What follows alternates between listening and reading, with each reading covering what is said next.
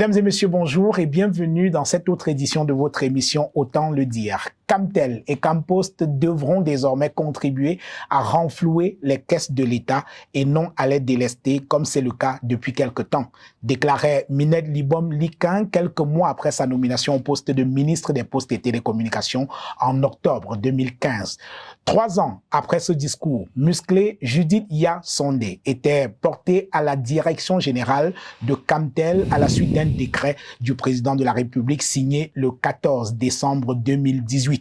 Au cours de la cérémonie d'installation du nouvel exécutif de l'opérateur historique des télécommunications au Cameroun, le ministre des Postes et Télécommunications a signé à l'équipe de Judith Ya Sondé quelques missions pour améliorer ses performances. La densification et l'extension des réseaux d'accès filaire, la fourniture massive des services haut débit aux ménages, aux entreprises et aux administrations et l'accroissement de la pénétration d'Internet dans les zones rurales. Quel bilan peut-on faire des 4 ans de Judith Ya Sondé à la tête de Camtel? L'entreprise publique est-elle désormais connectée à la performance? Nous poserons ces questions et d'autres à Madame le directeur général de Camtel qui nous fait l'honneur d'être notre invité. Merci de rester fidèle à Naya TV. Merci de regarder Autant le dire. Madame le directeur général, bonjour. Bonjour, Monsieur Tania. Merci d'accepter notre invitation pour cet entretien. 4 ans exactement que vous êtes directeur général de Camtel. Alors, comment se sent-on dans la peau d'un directeur général 4 ans après? Merci, Monsieur Tania, de me donner l'opportunité de parler de Camtel, bien plus que de moi, bien entendu. Donc, c'est un privilège et un honneur pour moi de pouvoir servir à la tête d'une aussi grande institution, l'opérateur historique qu'est Camtel. Alors, vous avez rappelé les obligations données par notre ministre de tutelle à l'entame de notre mandat. Absolument. 4 ans plus tard, je pense que c'est un exercice qui est difficile à faire, que de s'auto-évaluer. Et de ce point de vue, je dirais que l'Institut national de la statistique nous a allégé le travail. Les dernières statistiques montrent que Camtel a gagné 2 points dans le classement des entreprises les plus performantes au Cameroun. En 2019, nous étions classés 13e et 2e, ou je dirais 3e plutôt, parmi les entreprises nationales. Et 3 ans plus tard, 2021-2022, nous sommes premiers sur le classement des entreprises nationales, devant la Sonara et Sodecoutan. Donc je pense que c'est, n'est-ce pas, un signe, n'est-ce pas, avec des faits précis qui montrent que Camtel est sur la voie de la performance et que beaucoup de choses ont été faites depuis 4 ans. Alors, nous aurons le temps tout au long de cette émission de revenir en détail sur les performances de l'entreprise que vous dirigez. Mais je voudrais bien, Judith Ya Sondé, votre modestie dut-elle en souffrir, qu'on parle encore un tout petit peu de vous, ce ne sera pas long, rassurez-vous. Alors, une femme à la tête de l'une des plus importantes entreprises du portefeuille de l'État, est-ce qu'au quotidien, vous sentez le fait d'être une femme à la position qui est la vôtre?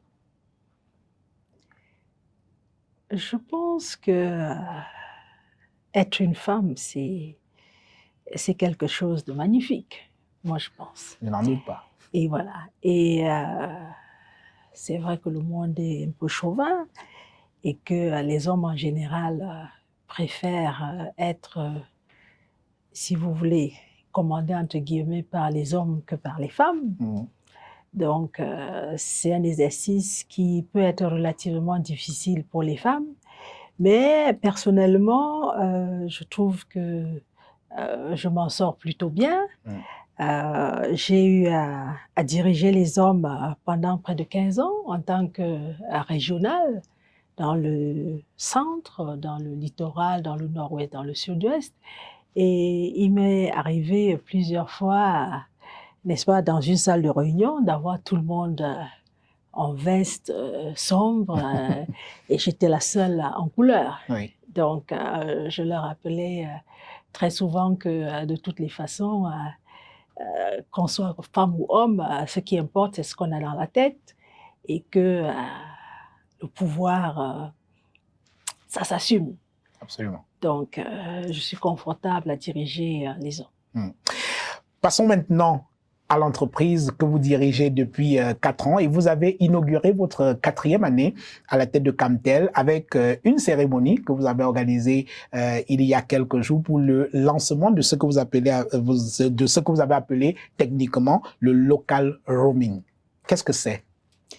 Alors, le local roaming, qu'est-ce que c'est?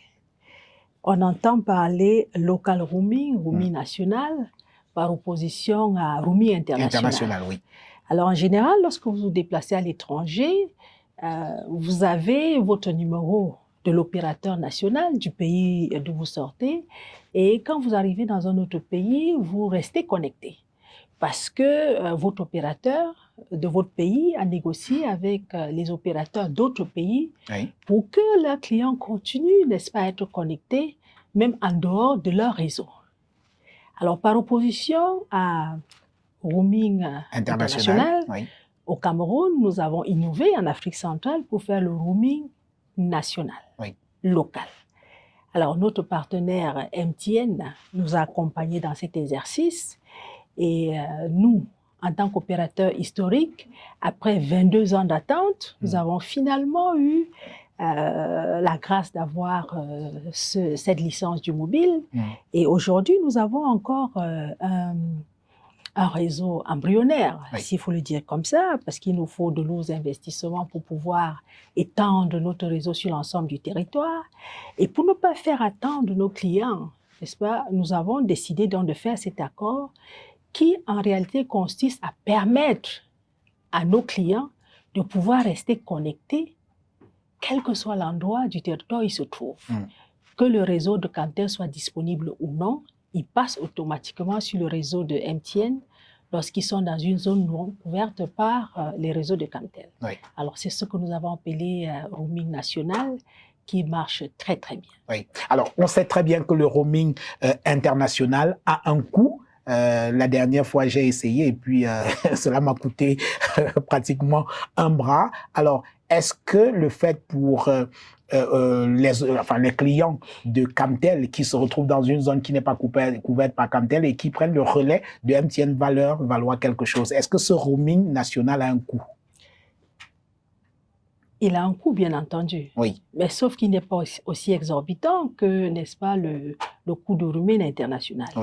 Aujourd'hui, l'État impose aux opérateurs de faire ce que nous appelons partage d'infrastructures. Tout à fait. Ce qui permet à ce qu'au lieu de dupliquer les infrastructures chaque fois, lorsque c'est nécessaire et qu'un opérateur est installé quelque part, il partage ses infrastructures avec les autres opérateurs, ce qui amène à réduire les coûts d'exploitation et forcément, ça impacte positivement sur les prix. Donc, les prix sont un peu plus bas que si vous développez vous-même votre réseau. Absolument. Donc, en ce qui concerne le réseau, aujourd'hui, le local roaming, les coûts seront les mêmes. Donc, il n'y a pas un coût supplémentaire, n'est-ce pas, pour ceux qui passeront en roaming national lorsqu'ils seront dans une zone non couverte par le réseau de Camtel. Alors, aujourd'hui que vous partagez donc avec MTN ces infrastructures, est-ce que vous avez désormais une idée de la couverture, l'étendue de la couverture que cela peut faire gagner à Camtel? Aujourd'hui, MTN est a couvert pratiquement 99% du territoire national, ce qui permet à Camtel, lui, il est à 92% de couverture. Donc, Yaoundé et Douala, les 10 régions sont entièrement couvertes. Par contre, nous sommes encore absents dans les zones reculées. Donc, avec les réseaux de MTN, ça nous permettra d'être dans l'ensemble du réseau national. Donc, pratiquement 99% de couverture. Alors, que l'opérateur historique des télécommunications au Cameroun, Camtel, en soit aujourd'hui à squatter les infrastructures de MTN. Est-ce que cela signifie que pendant longtemps, vous n'avez pas investi dans cette infrastructure, que Camtel n'a pas investi dans cette infrastructure? Squatter, je ne dirais pas que c'est ça le mot à utiliser. Quel est le bon mot? C'est partage des infrastructures. C'est un terme qui est consacré dans l'industrie et ça se passe partout dans le monde entier. Partager les infrastructures. C'est bon pour l'environnement, c'est bon pour l'État, c'est bon pour les clients. Ça permet de baisser les coûts d'exploitation. Donc, c'est quelque chose qui est fortement à recommander. Donc, nous ne squattons pas, nous faisons ce qui se fait dans l'industrie et qui est recommandé par le gouvernement. Alors, est-ce que Camtel n'a pas investi dans le réseau du mobile? Je dirais pas encore. Parce que ce n'est qu'en 2020, 2020 que vous avez eu votre licence. Nous avons eu la licence. Oui. Donc, il faut s'organiser, il faut trouver des équipementiers, il faut trouver, n'est-ce pas, le partenaire technique pour nous accompagner dans cet exercice. Et nous n'avons pas encore suffisamment investi dans notre réseau. Il faut dire que déjà en 2015, nous avons eu l'autorisation pour avoir un réseau embryonnaire. Oui. C'est-à-dire? Un réseau embryonnaire, ça dit qu'un réseau pilote pour commencer l'activité du mobile. Donc aujourd'hui que nous avons la licence, nous allons nous déployer.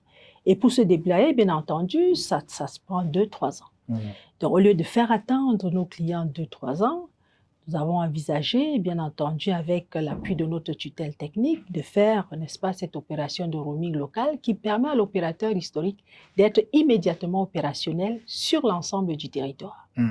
Alors, je parlais tout à l'heure, en introduisant cette émission, des missions qui vous avaient été assignées il y a 4 ans quand vous preniez vos fonctions à la tête de Camtel. Et ce sont d'ailleurs les missions historiques de Camtel. Arrêtons-nous sur la première mission. Et là, je cite, la densification et l'extension des réseaux d'accès filaire. Alors, où en êtes-vous, sachant que, effectivement, vous avez eu votre licence en tant qu'opérateur de téléphonie mobile seulement en mars 2020. Alors, où en êtes-vous avec l'extension des réseaux d'accès filaire?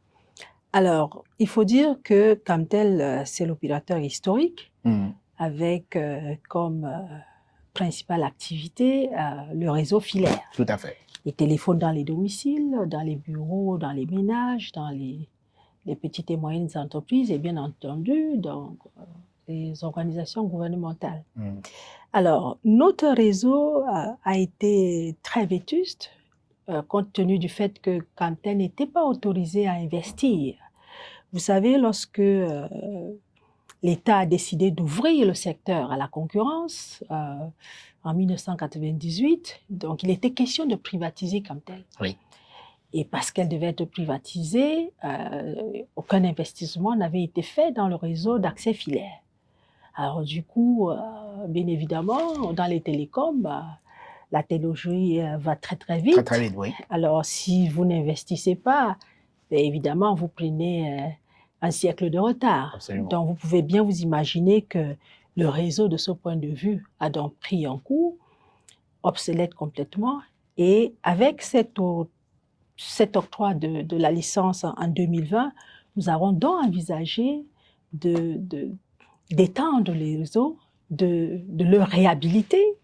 Nous avons à réhabiliter certaines des artères du réseau dans les villes. Nous avons étendu dans les villes et nous avons aussi couvert certaines villes qui n'étaient pas déjà couvertes. Aujourd'hui, nous avons un produit qui est particulièrement prisé par nos abonnés, qui est la FTTX, c'est-à-dire la fibre Fiber to the Home ou Fiber to the Office. Yes. Et avec ce produit, vous avez 3 en 1, Internet, le téléphone et puis la télévision. Donc, c'est un produit qui est très, très prisé et nous avons donc pu étendre ce produit-là à l'ensemble de certaines villes du territoire national. Donc, alors, voilà. Oui, alors vous avez lancé dans la même veine un produit de Camtel, Blue. Alors aujourd'hui, le public a du mal à démêler les chevaux Camtel, Blue. C'est quoi exactement Blue? En réalité, Blue, c'est la marque commerciale de Camtel. Ce n'est pas un produit. Oui. C'est une marque ombrelle, n'est-ce pas, qui chapeaute l'ensemble des produits de Camtel. Et nous avons voulu apparaître sous un nouveau jour avec des habits neufs pour dire Camtel, c'est frais, c'est nouveau, c'est smart. Et notre produit phare, donc, sera bien évidemment le mobile, qui est la dernière née, n'est-ce pas, de Camtel. Donc, c'est ça, en réalité, le Blue. C'est une marque. Je dirais, je peux prendre une analogie, un peu comme Viettel, qui est la société Viettel, mais donc la marque est Nextel. Nextel. Oui, donc je ne crois pas qu'il y ait de confusion à faire dans ce sens. Blue, c'est la marque Ombrelle qui chapeaute l'ensemble des produits de Camtel. Et bien entendu, avec notre produit phare qui est le mobile, nous avons le Blue Mobile. Alors, vous avez justement, sur le marché de la téléphonie mobile au Cameroun, vous êtes le 4e opérateur. Les 2 leaders du marché de la téléphonie mobile au Cameroun aujourd'hui, c'est MTN et Orange. Et MTN, le sud-africain MTN, c'est environ 10 millions d'abonnés. Le français Orange également, c'est à peu près 10 millions d'abonnés. Alors, c'est vrai que vous êtes assez nouveau sur le marché. Aujourd'hui, à combien d'abonnés pouvez-vous estimer votre clientèle?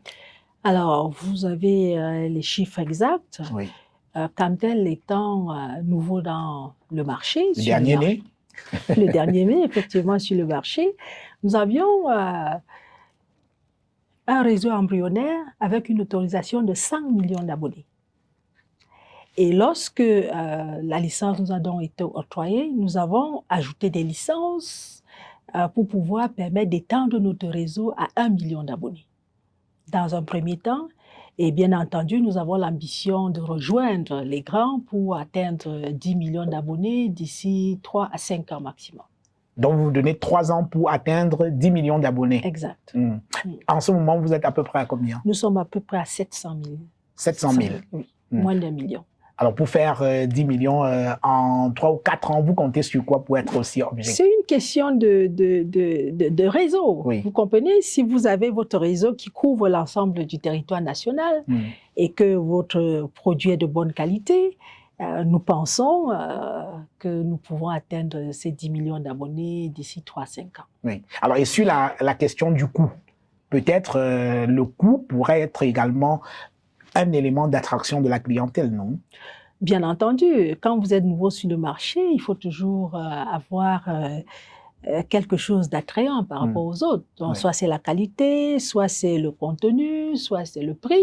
Évidemment, nous allons surfer sur ces 3 différentes possibilités pour avoir le plus de clients que possible. Oui. Alors, on parlait de vos missions. Arrêtons-nous sur une autre mission. Il y avait la fourniture massive des services haut débit aux ménages, aux entreprises et aux administrations et l'accroissement de la pénétration d'Internet dans les zones rurales. Alors, où en est-on en ce qui concerne la pénétration d'Internet dans les différents ménages au Cameroun, surtout en zone rurale?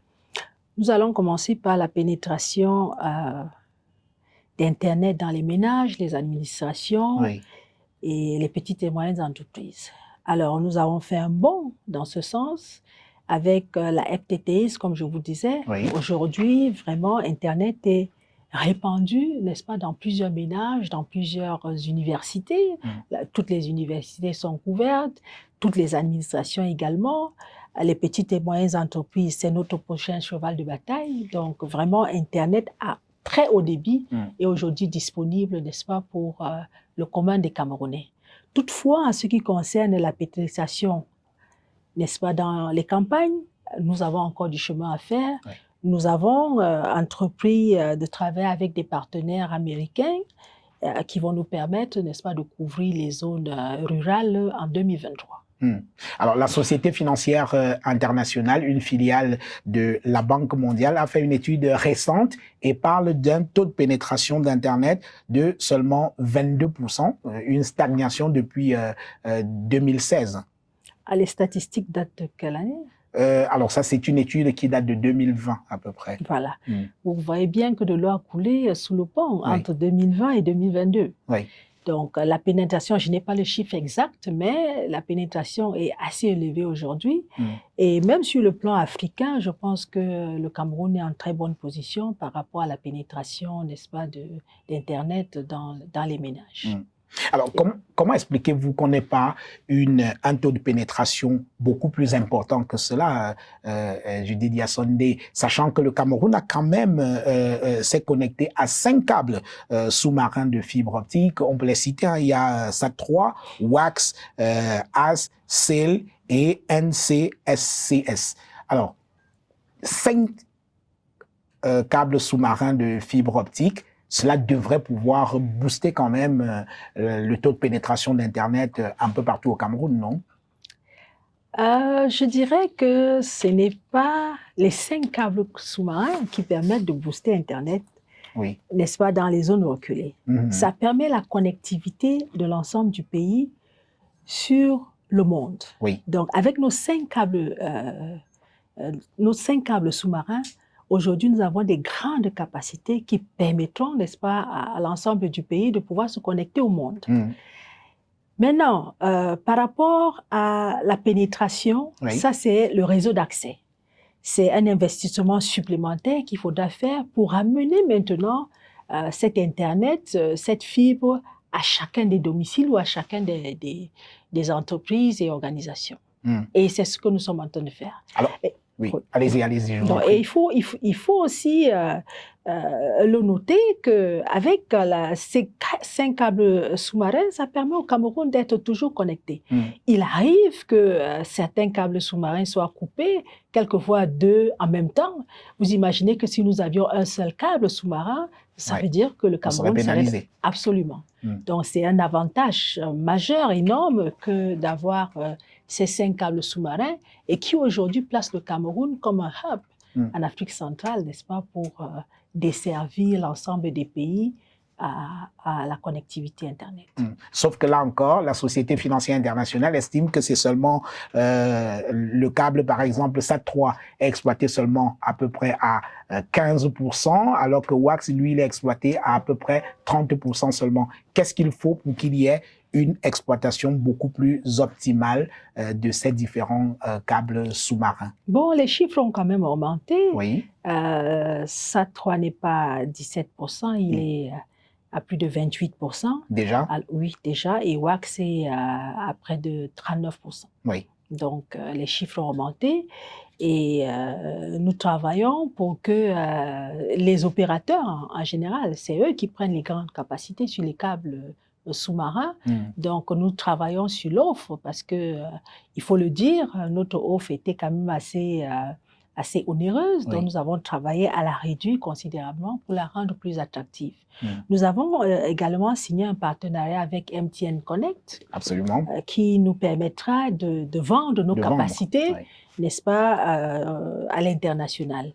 Et nous avons également signé un partenariat avec Soudachad et Soudatel pour construire un câble entre le Soudan, en passant par le Tchad jusqu'à Kribi, qui permet d'avoir une route directe vers les Amériques. Et avec cette route directe, ça baisse la latence et ça rend le trajet sur le Cameroun plus attractif pour les éventuels clients qui viendraient de l'Asie ou de l'Amérique latine.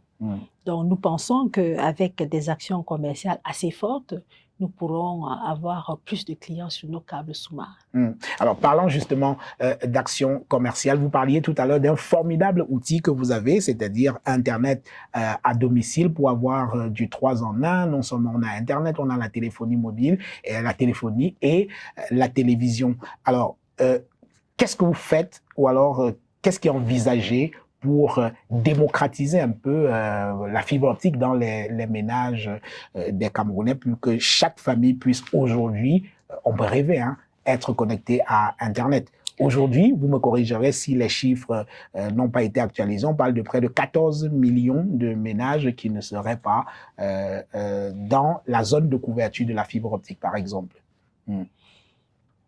Je pense que les chiffres ne sont pas tout à fait exacts. Je crois que le plus grand, si vous voulez, des ménages, c'est dans les grandes villes, n'est-ce pas, les métropoles régionales. Et toutes les métropoles régionales sont connectées à fibre optique. Et la plupart des métropoles ont également des boucles métropolitaines qui permettent de connecter l'ensemble des ménages.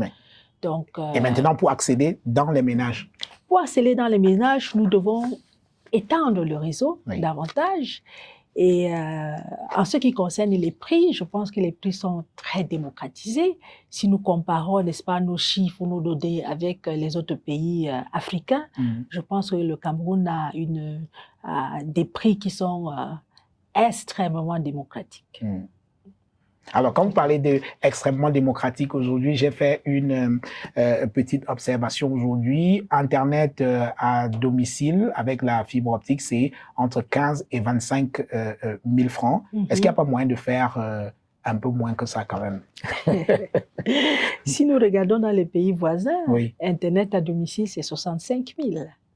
Vous voyez un peu, c'est 35 000 ailleurs. Nous sommes parmi les pays qui offrent le Internet vraiment à très bon prix. Nous sommes à 15 000 en fonction du débit, maximum 25 000. Je pense que c'est raisonnable. Bien entendu, nous allons encore travailler dessus. Oui. Rien n'est figé dans du béton.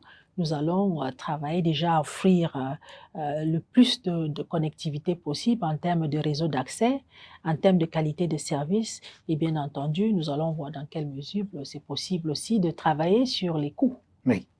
Et travailler également sur la qualité de la connexion, parce que la clientèle se plaint parfois de la qualité d'Internet qui est parfois lente, parfois qui s'arrête toute seule. Est-ce qu'il y a une raison à cela et quelles sont les mesures qui sont envisagées pour faire face à la qualité de la connexion Internet? Vous savez, la qualité des services est une préoccupation majeure pour l'ensemble des opérateurs. Oui. Et nous avons récemment eu un forum, tous les opérateurs, et ce forum était présidé par notre ministre de tutelle sur la qualité de service. Et bien évidemment, nous avions aussi le régulateur qui était avec nous pour nous accompagner dans cet exercice, pour qu'on puisse mettre sur la table les différentes difficultés que nous rencontrons et comment nous pensons les mitiger pour le bénéfice de nos clients. Nous avons énormément de difficultés parce que nous faisons face à des facteurs exogènes qui affectent négativement notre qualité de service. Vous savez, lorsque nous construisons les autoroutes de la communication, malheureusement, ces autoroutes sont détruites par les travaux publics lorsqu'ils font les routes. Et c'est très dommageable à l'ensemble de l'industrie, parce que quand elle étant l'opérateur historique, c'est lui qui fournit les capacités aux autres opérateurs. Alors, lorsque ce câble est mis à mal par ces travaux de route, c'est toute l'industrie qui en souffre. Et si l'industrie en souffre, évidemment, les clients aussi. Nous avons également beaucoup d'actes de vandalisme, n'est-ce pas, dans notre réseau, et nous faisons régulièrement appel aux forces de l'ordre pour nous accompagner dans la recherche, n'est-ce pas, de ces malfrats, excusez le terme, oui, et qui mettent à mal, n'est-ce pas, notre progression vers une économie totalement numérique. Nous avons bien sûr nos tares. On ne peut pas dire que ce n'est que des facteurs exogènes. Oui. Nous avons nous aussi quelques challenges et nous avons posé ces challenges sur la table.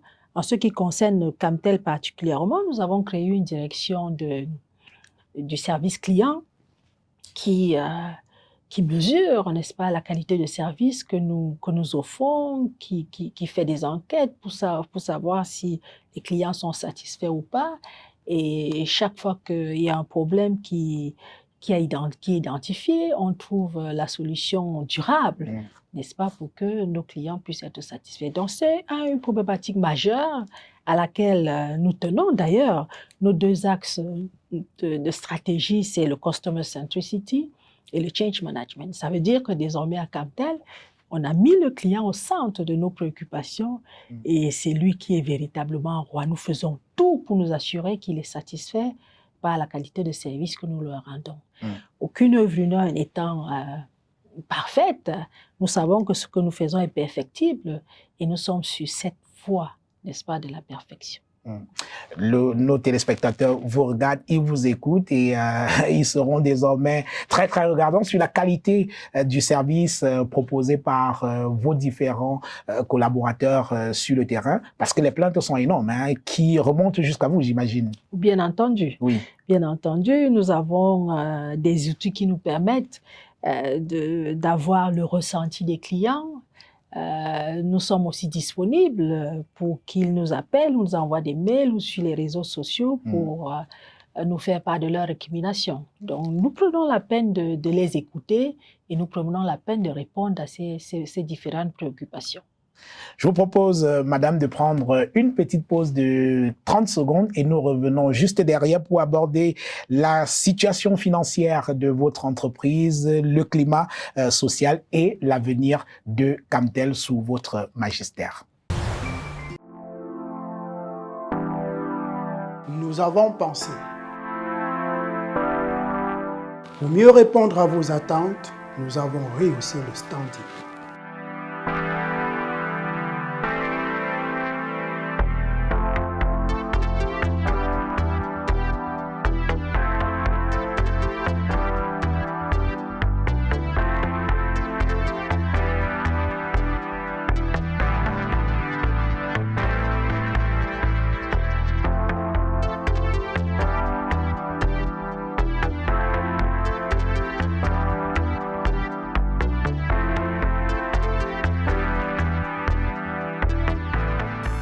Hôtel Le Quai d'Orsay, better than what you imagine. Voilà, mesdames et messieurs, retour dans cette émission, dans cette édition de Autant le dire avec notre invité, madame le directeur général de Camtel, qui fait son bilan avec nous 4 ans après son arrivée à la tête de l'opérateur historique des télécommunications au Cameroun. Alors, madame le directeur général, je vais vous reprendre cette citation, ce bout de phrase de votre tutelle, il y a quelques années. Elle disait « Camtel et Campost devront désormais contribuer à renflouer les caisses de l'État et non à les délester, comme c'est le cas depuis quelque temps. » Donc, c'est Madame le ministre des Postes et Télécommunications qui le disait en 2015, 3 ans avant que vous n'arriviez à la tête de cette entreprise. Et elle s'étonnait qu'un peu partout dans le monde, les entreprises de télécommunications permettent au pays de s'enrichir, mais au Cameroun, c'est un peu des espèces de donneurs des Danaïdes qui perdent de l'argent tout le temps. Alors, avant de parler de votre propre bilan, à vous, de vos propres performances, revenons un peu sur l'état de la société dont vous avez hérité en décembre 2018, lorsque le chef de l'État vous a fait confiance. Quelle est l'entreprise que vous avez trouvée? Alors, lorsque nous prenons les rênes de Camtel, il faut dire que la situation n'était pas des plus reluisantes. Sur le plan de l'endettement, Camtel était très endetté, il faut le dire. Sur le plan des infrastructures également, comme je vous l'ai dit tantôt, lorsque le gouvernement a décidé d'ouvrir le secteur à la concurrence et de transformer carrément le secteur avec en prime la privatisation de Camtel, ceci n'a pas permis que nous puissions investir et renouveler l'appareil de production. Alors, si l'appareil de production n'est pas au point, forcément la qualité de service n'y sera pas. Absolument. Et si la qualité de service n'y est pas, vous n'aurez pas les clients. Si vous n'avez pas de clients, forcément, vous n'aurez pas les revenus qui sont attendus. Donc, c'est des situations qui, malheureusement, ont fortement impacté négativement sur Camtel pour qu'aujourd'hui, nous nous retrouvons, si vous voulez, à cette époque-là, il y a 8 ans, si nous parlons de 2015, il y a 7 ans, Camtel était dans une situation assez lamentable. Oui. Aujourd'hui, je pense que les données ont sensiblement évolué. Oui. Nous avons optimisé, je dirais, notre infrastructure. Nous avons optimisé notre gestion pour essayer d'investir plus sagement, pour aller chercher les quick wins, c'est-à-dire des actions que nous pouvons mener et qui nous permettent d'avoir plus rapidement des revenus. Oui. Donc, nous avons, sur le plan du chiffre d'affaires, une augmentation de plus de 37%. Nous sommes passés une augmentation de 37% de votre chiffre d'affaires. Oui. En 3 ans. Oui. Donc, nous estimons que c'est assez quand même, c'est assez encourageant. Oui. Alors, 37% dans l'esprit de ceux qui nous regardent, ça ne veut pas dire grand-chose, les chiffres. Bon, si vous voulez, nous avons pris la société, elle était à 108 milliards de chiffre d'affaires. Nous sommes passés à 113 milliards, à 156 milliards de chiffre d'affaires. Donc, c'est ça qui fait cette augmentation de 37%. 37%. Ouais. En clair, aujourd'hui, Camtel gagne de l'argent. Oui, Camtel gagne de l'argent, parce que sur les 3 dernières années, nous avons fait des bénéfices de l'ordre de 7 milliards, 6 milliards en 2019, 7 milliards et 7 milliards en 2020 et 2021. Et nous pensons faire plus, n'est-ce pas, à la fin de cet exercice en 2022. Oui. Alors, d'où vient l'argent de Camtel? Parce que vous êtes arrivé dans la téléphonie mobile, vous êtes le dernier né des opérateurs de téléphonie mobile aujourd'hui. Alors, quels sont les pôles sur lesquels vous appuyez pour essayer de renflouer les caisses de Camtel? Alors, Camtel, c'est une mastodonte, c'est 3 opérateurs en un. Nous avons la téléphonie fixe, nous avons le transport et nous avons le mobile qui est notre dernier né. Donc, je dirais que c'est les 2 produits qui sous-tendent, qui soutiennent, n'est-ce pas, l'évolution de Camtel et qui permettent à ce que nous puissions investir dans notre mobile en fibre optique à domicile et dans les administrations.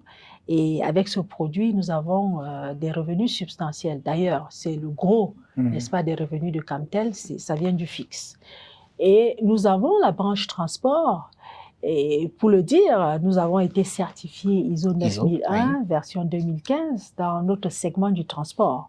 C'est lui, ce segment-là, qui fournit les capacités aux autres opérateurs. Donc, ils sont nos principaux clients et nous leur fournissons des grandes capacités en bande passante pour leur permettre de pouvoir connecter leurs différents clients. Donc, c'est aussi une source énorme de revenus pour Camtel et c'est ces 2 activités qui permettent de soutenir le mobile qui est encore à son stade enfanté. Il y a quelques années, la situation sociale à Camtel était également désastreuse, pour ce que j'ai pu apprendre en préparant cette émission. Sur le plan social, quelle est la situation aujourd'hui? Est-ce que les retraités de Camtel, est-ce que se sont régulièrement payés? Est-ce que les cotisations au niveau de la CNPS sont régulièrement payées? Parce que là aussi, ça faisait partie d'une grosse part de la dette de Camtel. Quelle est la situation sociale de Camtel aujourd'hui? Alors, nous sommes toujours dans l'évolution. Oui. Et évidemment, au départ, les chiffres étaient assez alarmant, en ce sens que notre dette envers la CNPS était de 20 milliards. 20 milliards de dette à la CNPS. Tout à fait. Ah oui. Les cotisations n'avaient pas été reversées depuis 2012 et ça causait un problème majeur, n'est-ce pas, au niveau de nos employés, présents et ex-employés. Nous avons donc entrepris des négociations avec la CNPS en 2019 où nous avons payé tout d'un coup pratiquement 7 milliards pour commencer à amorcer, n'est-ce pas, le paiement de ces arriérés. Nous avons pris l'engagement de payer automatiquement tous les mois la dette en cours et nous avons pris l'engagement de payer une partie, n'est-ce pas, de l'endettement. Ce que nous avons fait de 2019 jusqu'en 2021. En 2021, nous avons eu quelques soucis avec la CNPS qui a exigé que nous payions l'ensemble des 11 milliards, ce que nous avons fait. Et aujourd'hui, Camtel a des relations qui sont assainies avec la CNPS et tous nos assurés sociaux bénéficient de tous leurs avantages, que ce soit ceux qui sont encore employés à Camtel ou ceux qui sont des ex-employés de Camtel. Maintenant, pour les soldes de tout compte de ceux qui sont partis à la retraite, évidemment, nous avons une ardoise de près de 4 milliards. Ceux qui allaient à la retraite n'étaient pas payés. Nous avons aussi envisagé d'éponger cette dette. Nous l'avons fait nous sommes à 2,7 milliards que nous avons payé et je pense que la situation va s'assainir. Nous nous sommes donné comme deadline jusqu'au 30 juin pour éponger l'ensemble des arriérés et être à jour dans les les paiements des soldes de tout compte. Donc, de ce point de vue également, le personnel est satisfait. Nous avons également trouvé des employés qui n'avaient pas de contrat. Pour dire, c'était exactement 436 personnels qui travaillaient sans contrat. Nous avons C'est-à-dire des employés d'une entreprise publique qui n'ont pas de contrat. Plus de 400. Oui. Donc, nous avons régularisé la situation sur les instructions du conseil d'administration, dont l'ensemble de ces employés ont eu leur contrat. Et ça va, bien entendu, avec les arriérés des situations. Et évidemment, notre trésorerie ne nous permettait pas de payer d'un coup, n'est-ce pas, pour l'ensemble de ces 400. Nous avons également échelonné le paiement des arriérés suite à la signature des contrats de ces employés. Donc, vraiment, nous pensons que beaucoup a été fait sur le plan social. Alors, et aujourd'hui, quels sont les avantages pour quelqu'un à travailler à Camtel? Nous sommes en décembre, par exemple, les fêtes de fin d'année, c'est bientôt. Bon, un employé de Camtel. Il faut dire aussi que les employés de Camtel avaient oublié ce qu'on appelle en général le 13e mois. Oui. Donc, nous avons depuis 2 ans déjà, systématiquement, nous payons l'ensemble du 13e mois. Avant, on essayait de payer par tranche et aujourd'hui, 13e mois, les rentrées scolaires se font sans problème à Camtel. Alors, un certain nombre d'entreprises publiques comme Camtel, on peut citer d'autres, mais puisqu'on parle de Camtel aujourd'hui, ont parfois maille à partir avec l'administration qui ne paye pas ses factures. Est-ce que vous rencontrez, vous aussi, ce type de problème? Certainement. Oui. Certainement. Il faut dire que bon, l'État est notre plus grand client. Oui. Nous avons le devoir et l'obligation, Camtel étant une société d'État, de fournir ses services à l'administration camerounaise. Et nous savons tous que les paiements ne se font pas toujours automatiquement, mais nous savons que de toutes les façons, ça va être payé tôt ou tard. Nous avons d'ailleurs des conventions de dette croisée avec notre tutelle financière, qui est le ministère des Finances. À la fin de chaque exercice budgétaire, on fait le point sur ce que l'administration nous doit, oui. Ce que l'administration nous doit en termes d'impôts, de douane, de CNPS, tout ce que vous voulez, et ce que l'administration nous doit. Donc, on fait... Et donc, vous faites une compensation. On fait une compensation.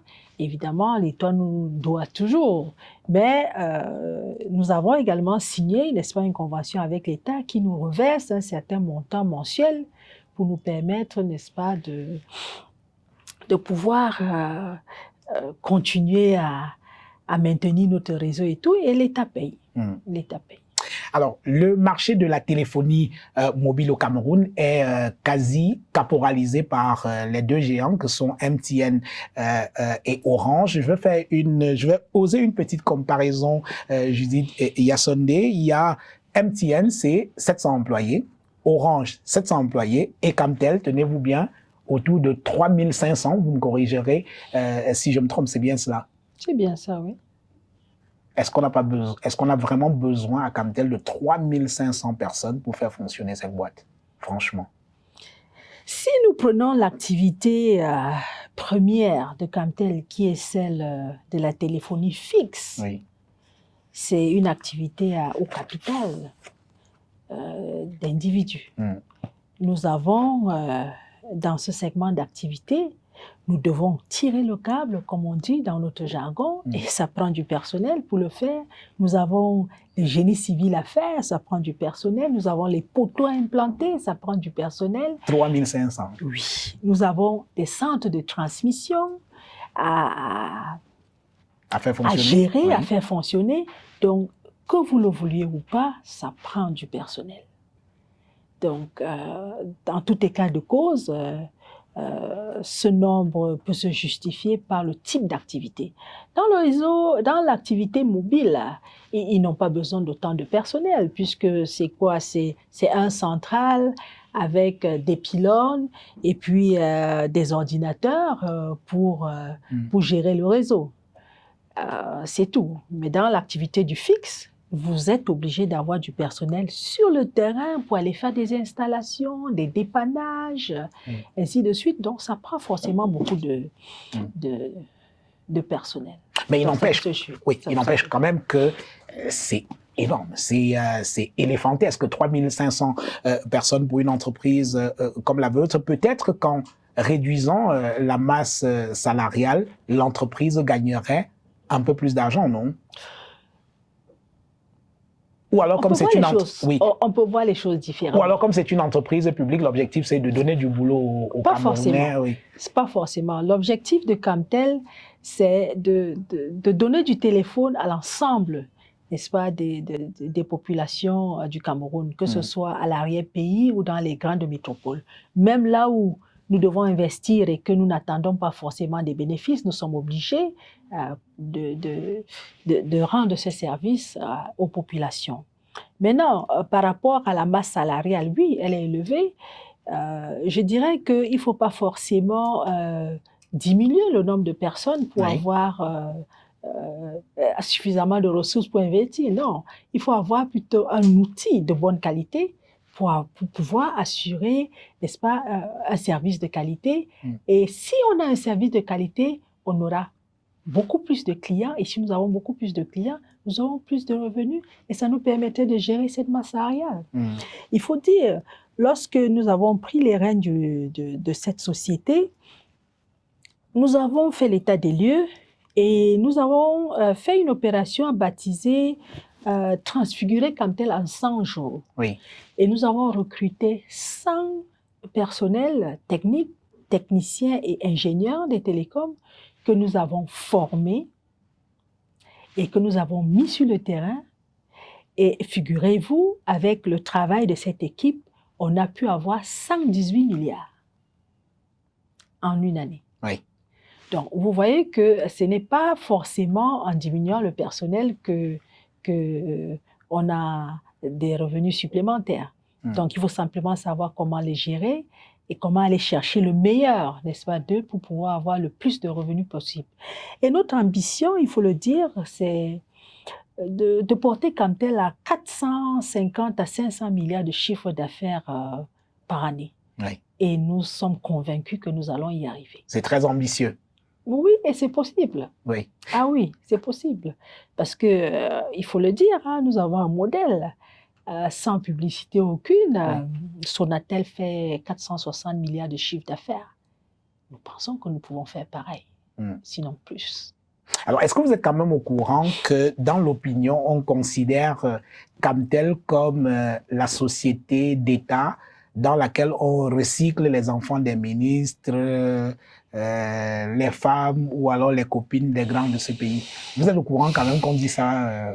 Oui, je suis au courant. Mais vous savez... C'est une image réelle ou alors une image d'Épinal? Bon, ça c'est ce que les gens disent.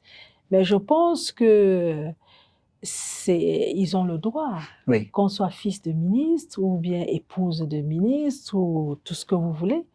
Vous êtes Camerounais, vous avez le droit de travailler. On n'en doute pas. Voilà. Donc, si vous avez le droit de travailler, pourquoi est-ce que Camtel ne vous emploierait pas? Donc maintenant, la question qu'il faut se poser, c'est est-ce qu'ils sont compétents? Est-ce ils rendent le service qui est attendu d'eux? Est-ce qu'ils justifient leur salaire? C'est la question qu'il faut se poser.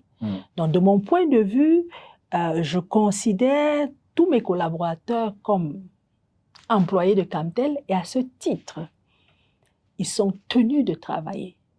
Et je leur dis toujours, le salaire, c'est la contrepartie d'un travail effectué. Donc, que vous soyez qui que ce soit, vous devez produire les résultats qui sont attendus de vous.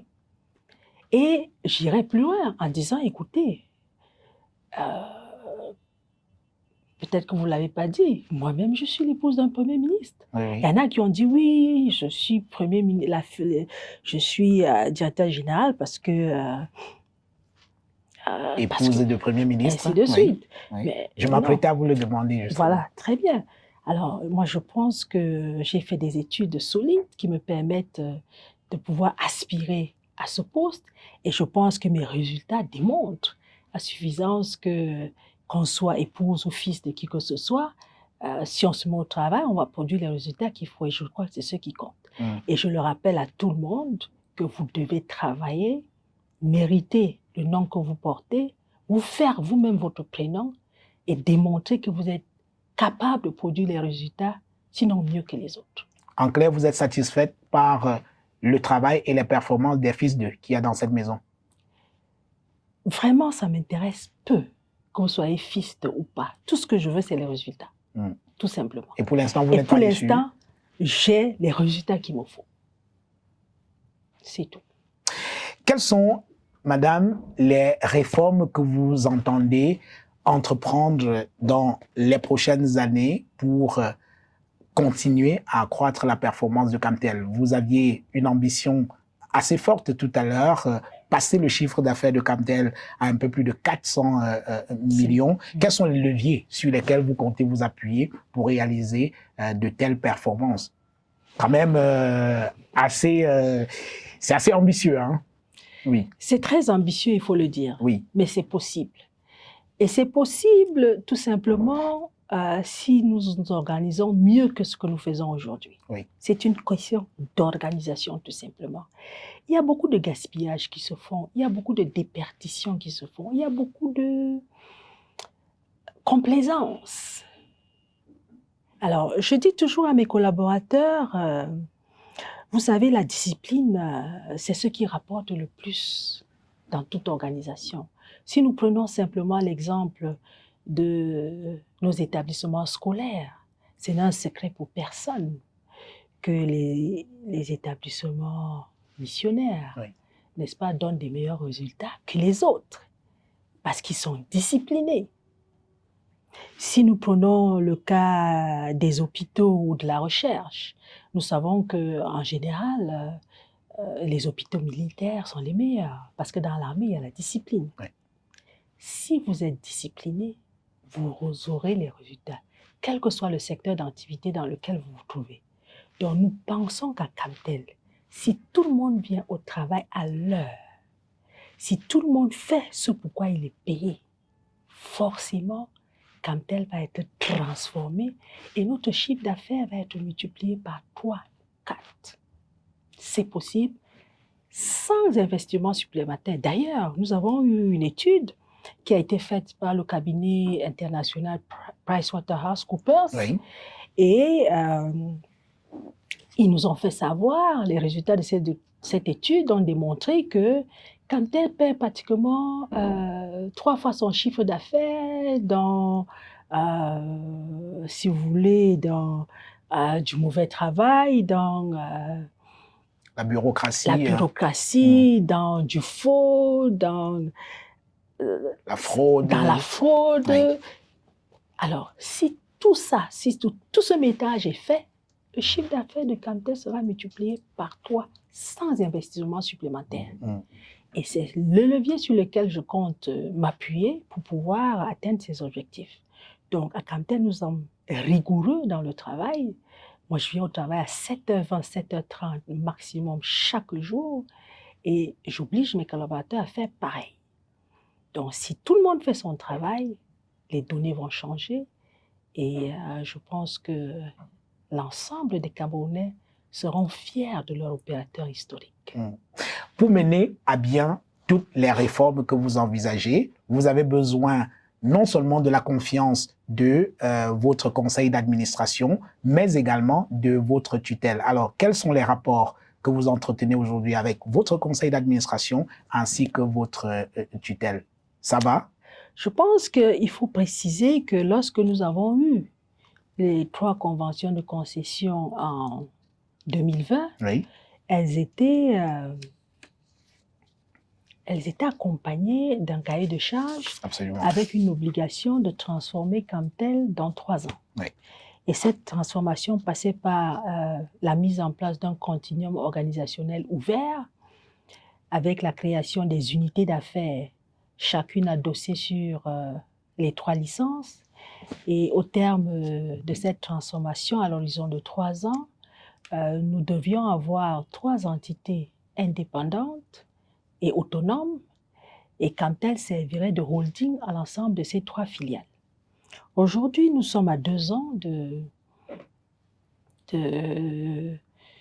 cet engagement et nous avons créé les 3 business units, nous les avons pourvus en personnel Et nous continuons à le faire pour que d'ici 2-3 ans, qu'elle soit vraiment autonome et qu'elle puisse voler d'elle-même sans qu'il n'y ait de subventions croisées, n'est-ce pas, entre les différentes business units.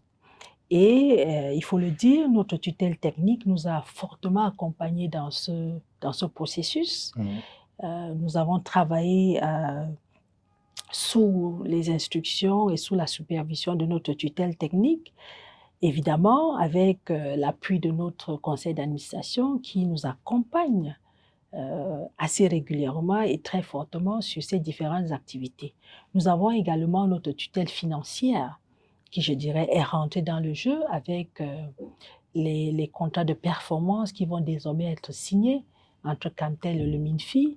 Et de ce point de vue, un diagnostic a été fait avec des recommandations pour améliorer les différents manquements qui ont été relevés. Donc, nous avons le soutien de nos 2 tutelles et de notre conseil d'administration. Alors, aujourd'hui, je voudrais vous lire ce que vous disiez l'année dernière. Je vous cite. Camtel entend jouer un rôle majeur dans la transformation digitale et le développement de l'économie numérique de notre pays en apportant à ses clients des solutions fixes de communication électronique par fibre optique. L'année 2021, placée sous l'angle de l'excellence opérationnelle, sera consacrée à l'amélioration de la qualité de service, à l'innovation et à la collaboration avec les acteurs de la gestion urbaine pour faire des villes du Cameroun des smart cities au service des populations. Alors, c'était une ambition. Vous maintenez cette ambition pour 2023? Absolument. Camtel a pour vision d'être une société citoyenne qui apporte un service de qualité, innovante et qui fait des villes numériques une réalité. Oui. Donc, nous travaillons très dur pour que cette vision puisse se matérialiser. Et nous sommes sur la bonne voie. C'est un processus qui, nous l'espérons bien, au terme de 2 ans, pourra être très perceptible. Judith Yassondé, directeur général de Camtel, merci. C'est moi qui vous remercie, M. Tania. Merci d'avoir accepté cet entretien. Mesdames et messieurs, merci de nous avoir regardés. Je vous donne rendez-vous la semaine prochaine avec un autre invité. À bientôt.